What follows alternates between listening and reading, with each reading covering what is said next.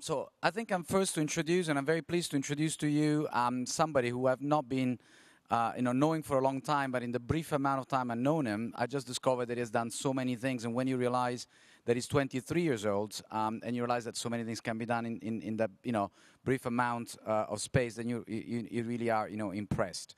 So it's my pleasure to introduce to you Battushig Batbold. Battushig is 23 years old. He has graduated at the University of Chicago this past summer. In doing that, and before, he has worked with both Goldman Sachs and more recently with Morgan Stanley Investment, working on metals and mining. And as the son of the Prime Minister of Mongolia, he's certainly well placed to speak for his country and to tell us about the rapid development that Mongolia is going through, as well as the investment opportunities. Battushig. Thank you. Thank you.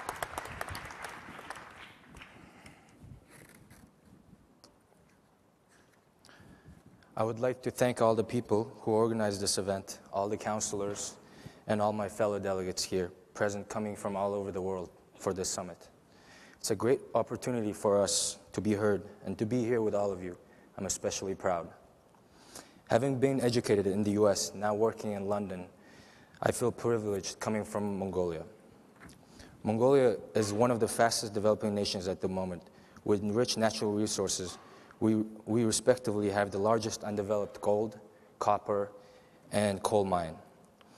As one of the only democracies in Asia, we have to implement and support these resources well so we can achieve the goal of reducing poverty. With a population of only 2.6 million people, almost a third of the people in Mongolia is in poverty, with one of the harshest winters and weathers in the world. Based on this, I understand many countries are in similar conditions. Therefore, we need to fight this together. In one of his speeches, my father, who I've learned many things from, emphasized the development of human capital. I would like to mention that same exact point, as education is essential to economic growth and development. But it is also especially important towards helping reduce poverty in the future generations. Globalization and global businesses can lend a hand in this process. There are many exchange programs for students, say an Australian student who can go abroad to the US and see the culture in the United States and learn the way that things are taught in another country. Why don't we do this at the next level, at the work level?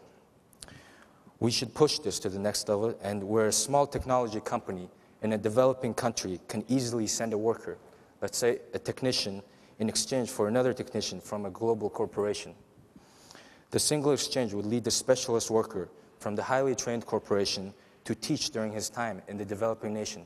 All the workers there are able to learn from this individual and pass it along to their co-workers and others, as well as while the other worker in the other corporation is getting the highly skilled skill set he can bring back.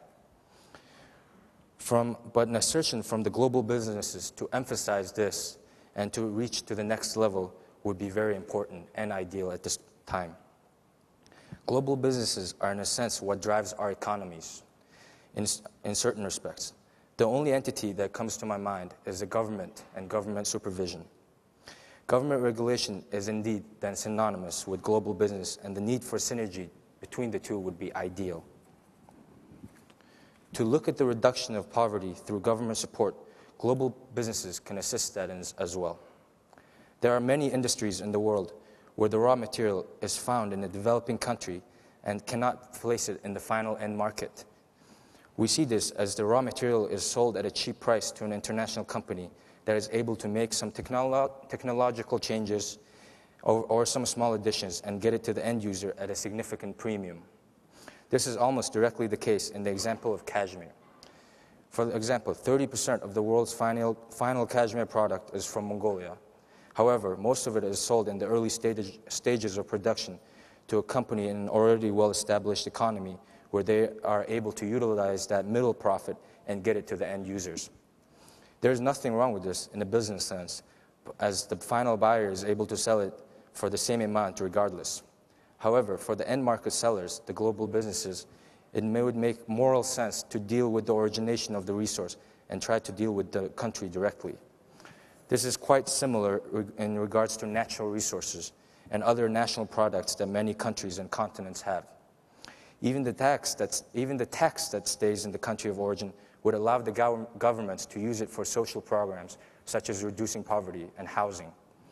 A way to implement would be to levy a certain tax percentage based on what stage of production the product is exported. The closer it is to the final end user, the less it is taxed should be. Today, we have large global corporations, McDonald's, Coca-Cola, American Express, with products in their specialty niche markets. Whether it is in food or specialty drinks, all enjoy a globally branded and recognized product. Global funds aid and lend money to nearly all the countries in the world.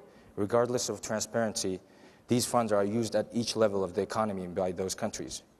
It is usually seen that when a country is in need, recently Haiti, as well as economic necessity, these funds can come from global businesses as well as developed countries who give aid directly to those countries. My additional proposal would be to find a way to create a microeconomic niche organization through those global corporations that are specialized in different natural disasters. Why not have an organization that can help when there's hurricanes, when there's desert heat deaths, when there's freezing weather fatalities, where they can associate themselves and be ready for such a situation? Thank you very much.